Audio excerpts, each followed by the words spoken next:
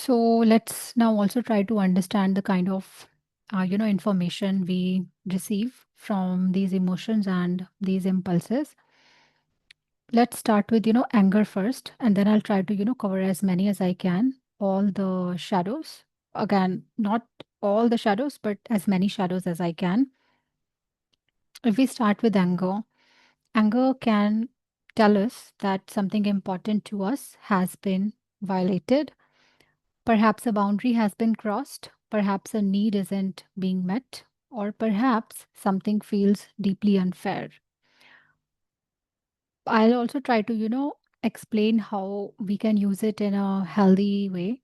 So, more like in healthier way, right?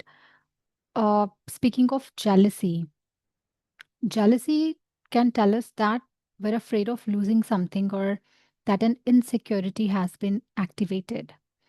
And it in its healthy form, it can help us understand what we value, what we fear losing, and where we may need to communicate or work on our sense of security.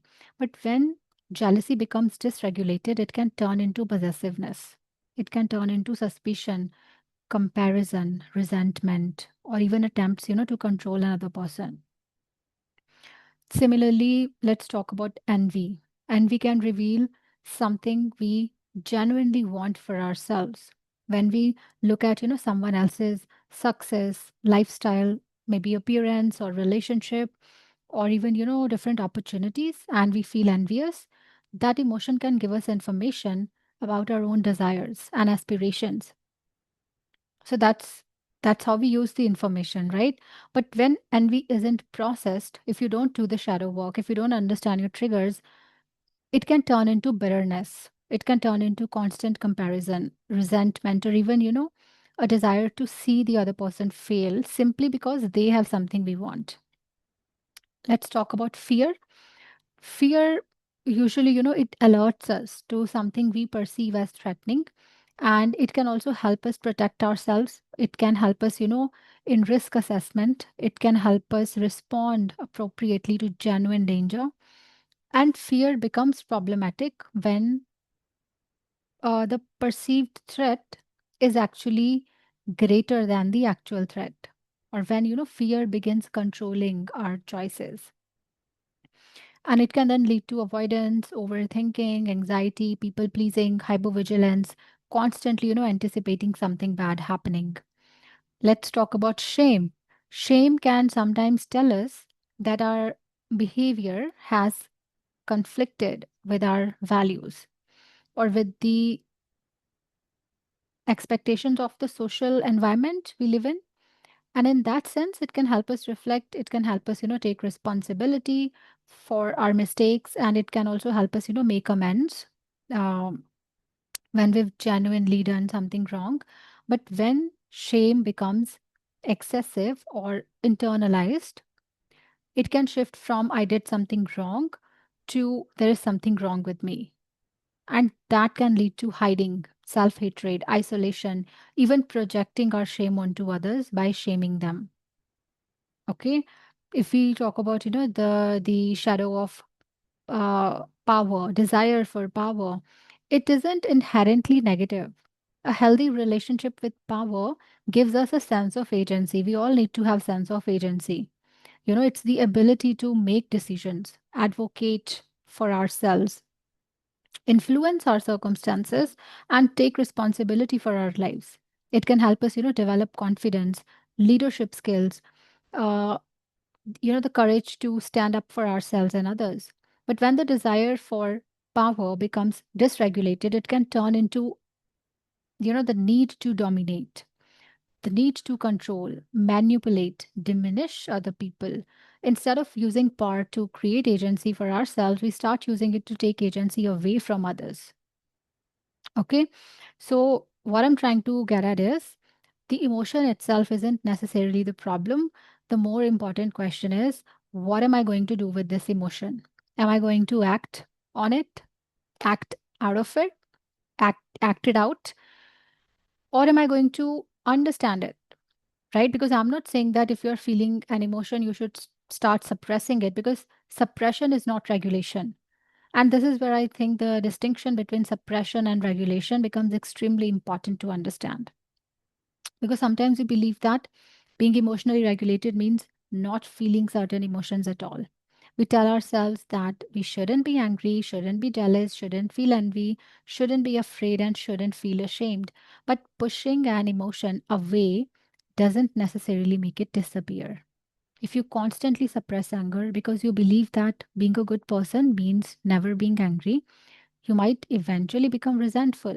You might become passive aggressive. You might withdraw emotionally. You might keep saying everything is fine until one day you explode. And when emotional distress becomes chronic, it can actually show up in the body. And this is where we can talk about psychosomatic symptoms. You know, psychosomatic symptoms means physical symptoms that can be influenced or intensified by psychological or emotional stress. Things like, headaches, muscle pain, muscle tension, digestive discomfort, fatigue, or even sleep problems. They can sometimes be connected to prolonged stress. And this doesn't mean that every physical symptom is just emotional. Physical symptoms deserve proper medical attention, but it does remind us that what we repeatedly suppress psychologically doesn't necessarily remain separate from the body. It finds its way to show up through body. Okay.